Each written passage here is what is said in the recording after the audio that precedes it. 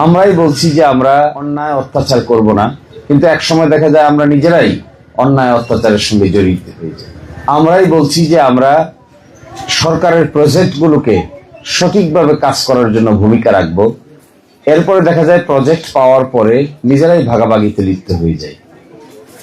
এই সমস্ত দ্বিচারিতা থেকে কি করে মুক্তি পাওয়া, এটাই সবচাইতে বড় অসুবিধা।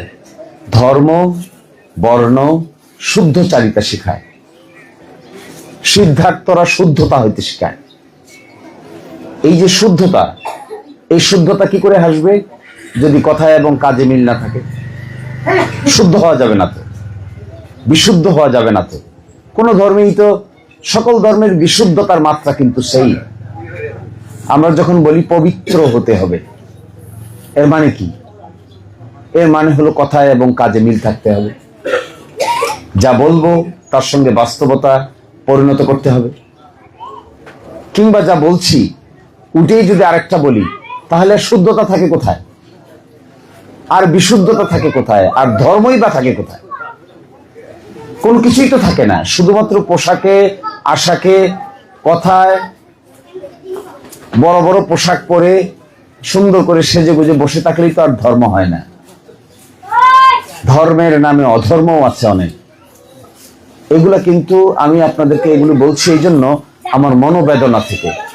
আমি দেখেছি এত মিথ্যার আশ্রয় নিয়েছি আমরা, যে মিথ্যার আশ্রয় নিতে নিতে এমন হয়েছে যে সত্য কথা বললেও মানুষ মনে করে এটা মিথ্যা।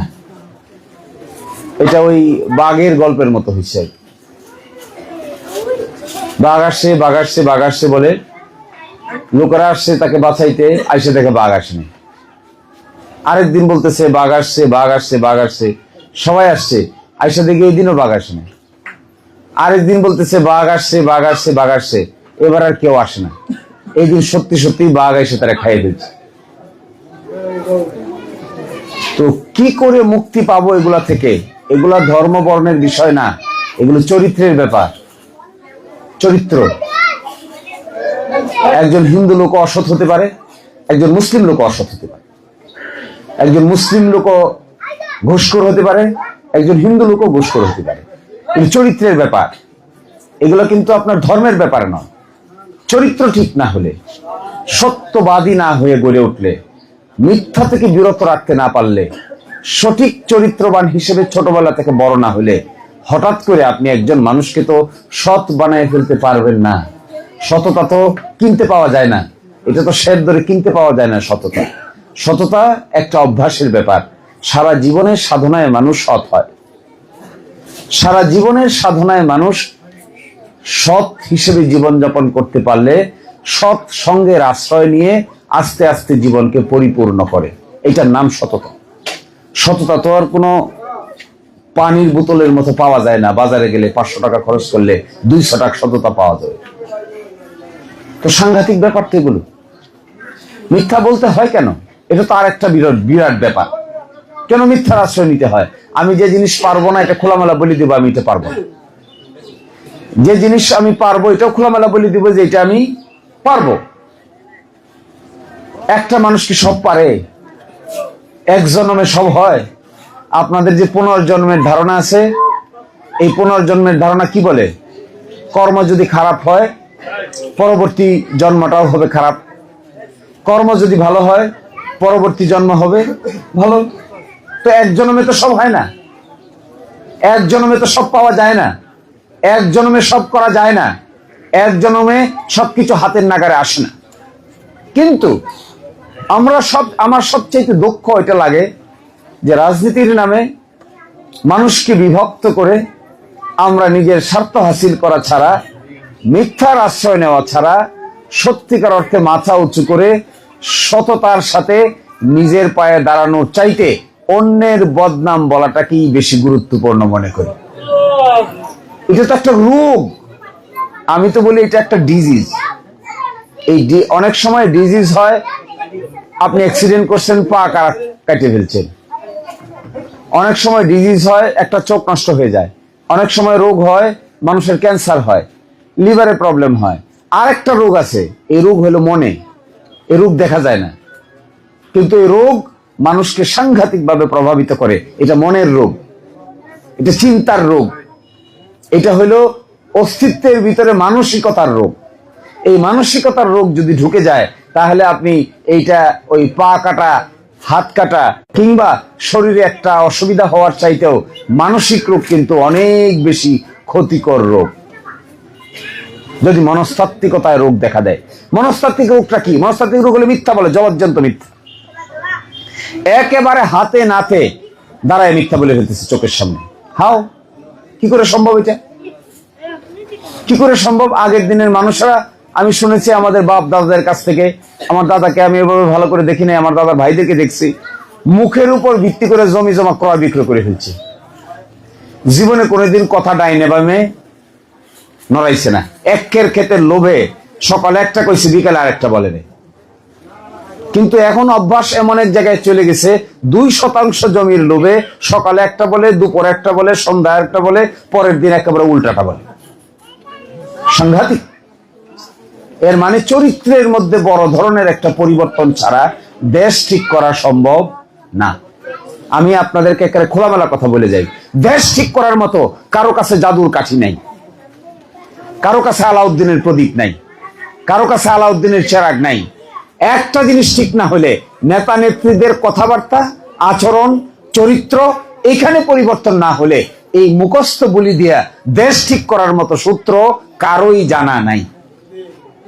যে যাই বলছেন সবই মিথ্যা বলছে, ধোঁকাবাজি বলছে। এগুলো থেকে সরে এসে এই ভাটি বাংলাকে যদি গড়তে হয় তাহলে একটা একতা বানাইতে হবে, একতা। ভালোবাসতে হবে মানুষকে। আচ্ছা, ভালোবাসার চেয়ে শক্তিশালী জগতে আর কিছু আছে? কিচ্ছু নাই। লাঠি, ঠেঙ্গা, বন্দুক, পুলিশ, এসপি, ডিসি, এইটা এগুলাতে মানুষ কোনোদিন মানুষ ঠিক করা যায়? এগুলো ভুল রাস্তা, ভুয়া রাস্তা।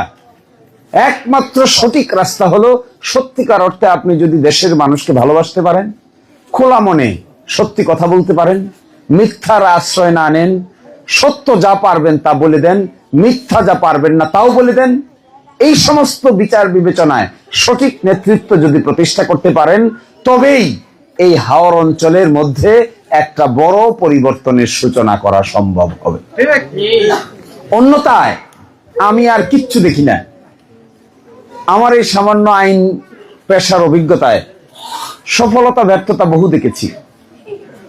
এমন কেস করেছি যে 3 কোর্টে 4 কোর্ট, 3 কোর্টে হারা, সুপ্রিম কোর্টে ফাইট করে জিতেছি। তখন নিজের নিজে প্রশ্ন জিজ্ঞেস করেছি, কেন হইল এটা?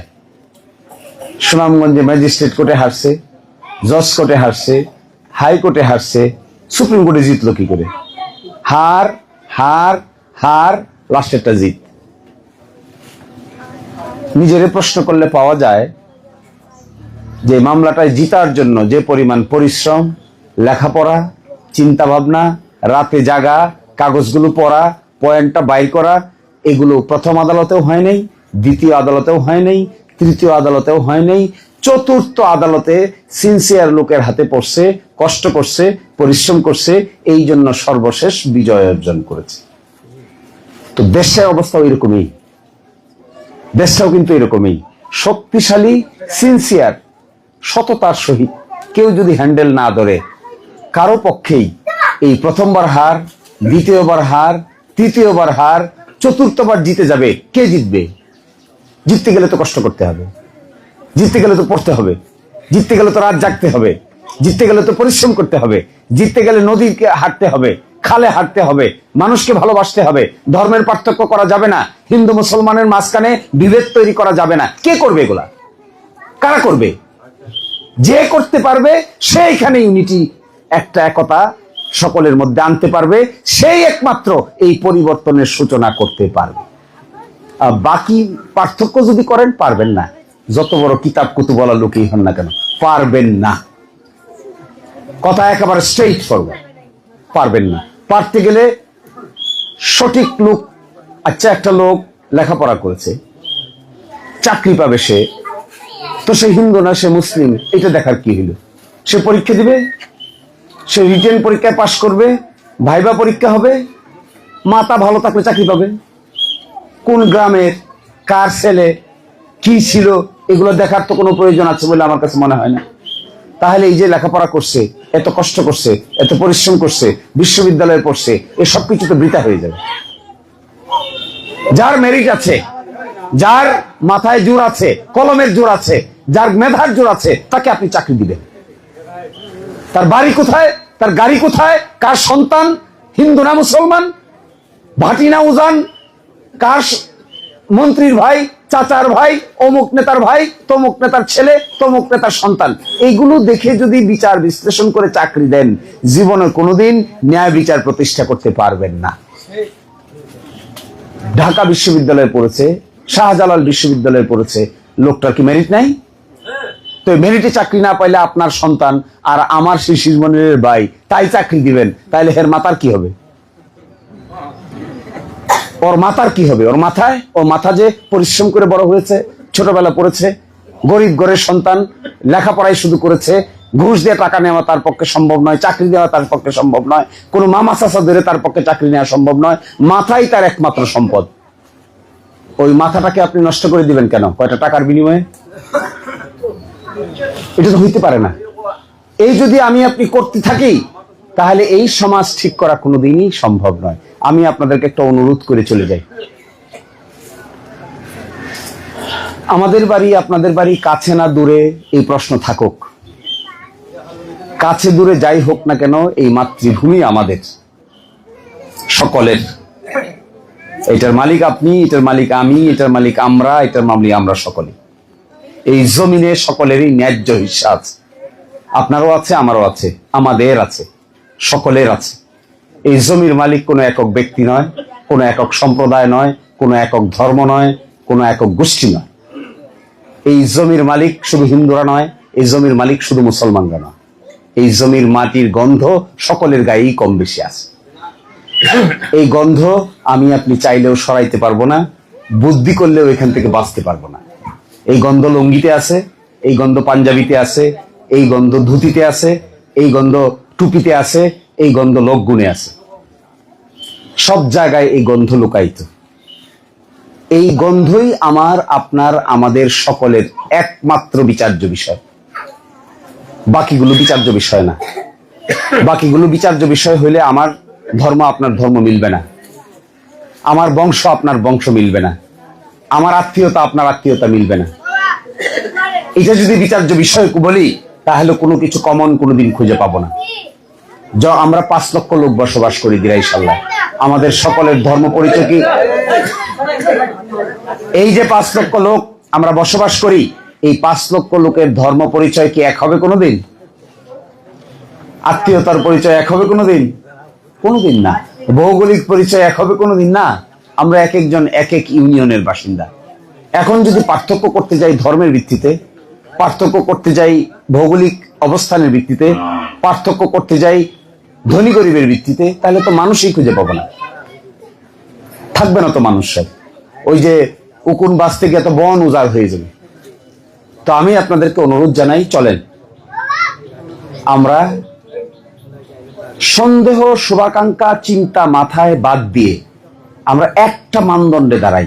এই মানদণ্ডটা হলো এই জন্মভূমির মাটির গন্ধ আমাদের শরীরে লেগে আছে, এর বাইরে আর কোনো পরিচয় আপাতত দেখার দরকার নাই। বাকি সব পরিচয় 2 নম্বর, 3 নম্বর, 4 নম্বর, 5 নম্বর, 6 নম্বরে আসবে। একটা পরিচয় কমন, একটা পরিচয় সকলের। এই পরিচয়ে কোনো ধর্ম নাই, এই পরিচয়ে কোনো বর্ণ নাই, এই পরিচয়ে কোনো ধনী দরিদ্র নাই, এই পরিচয়ে নারী পুরুষ নাই, এই পরিচয়ে কে গায়ক, কে নায়ক, কে বাদক, কে ল্যাঠিয়াল, কারো মধ্যে কোনো পার্থক্য নেই। সকলের গায়েই এই মাটির গন্ধ লেগে আছে। যে গায় তার গলায় লেগে আছে, যে নাচে তার গলায়, তার নাচনের ভাজে লেগে আছে, যে ধুতি পরে তার ধুতির ভাজে লেগে আছে, যে পাঞ্জাবি পরে তার পাঞ্জাবির মধ্যে লেগে আছে, যে টুপি পরে তার টুপির মধ্যে লেগে আছে, যে একই রঙের কাপড়ের মধ্যে লোকগুণ পরে তার ওখানেও এই গন্ধই লেগে আছে। এটা কমন। বাকিটা যদি আমি আপনি পার্থক্য করতে যাই, তাহলে বিভাজন হবে, শুধু পার্থক্য হবে। আমি আপনি আপনি, আপনি ধনী আমি গরিব, আমি উঁচু আপনি নিচু, আপনি ব্রাহ্মণ আমি ক্ষত্রিয়, আরেকজন শূদ্র আরেকজন বৈশ্য, এগুলো পার্থক্য করা যাবে। কিন্তু এটা কোনোটাই কমন না, কোনোটাই আসল পরিচয় নয়। একটা পরিচয়ের সামনে যদি আমরা দাঁড়াইতে পারি যে আমরা দিরাইশাল্লার লোক, আমরা আমাদের এই জমিনের পরিবর্তন চাই, মাতৃভূমির পরিবর্তন চাই, আমাদের অবস্থার পরিবর্তন চাই, আমাদের যতটুকু মানুষের কাছে আছে, কপালে বলতে একটা কথা আছে, কপালের বাইরে মানুষ যেটা পরিবর্তন করতে পারে, মানুষ যেটা চেষ্টা করে পরিবর্তন করতে পারে, এই পরিবর্তনটা আমরা যদি করতে পারি, এইটাই হবে আমাদের ভাটি বাংলার জিন্দেগির সবচাইতে বড় অর্জন। এই অর্জনের নেশায় চলেন আমরা একসাথে হই, নতুন কিছু প্রাপ্তির নেশায়। আর বাকি যা কিছু আছে তা আপাতত ডাইনে বামে সরিয়ে রাখি। আশা করা যায় নতুন দিনের সূচনা করা যাবে। যদি আমরা করতে না পারি তাহলে আমরা আরো পিছাবো, আবার পিছাবো, আবার বেঁকে যাব। আর যদি করতে পারি তাহলে সামনে দেখতে পাবো। আপনাদেরকে অসংখ্য ধন্যবাদ।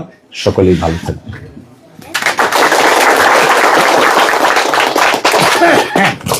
তার ফলে রাজনীতি সম্পর্কে মানুষের ধারণা খারাপ হয়েছে। যারা রাজনীতি করে তাদেরকে মানুষ আগের মতো বিশ্বাস করতে চায় না।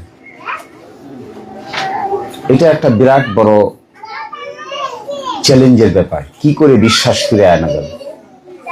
যা বলি আর যা করি এটার মধ্যে কি করে সমতা আসবে? আমার বিবেচনায় এটাই সবচেয়ে বড় অসুবিধা আমি দেখতে পাচ্ছি। আমরা বলছি আমরা হিন্দু মুসলমান একসাথে বসবাস করব, কিন্তু আমরাই আবার গোলমাল লাগে।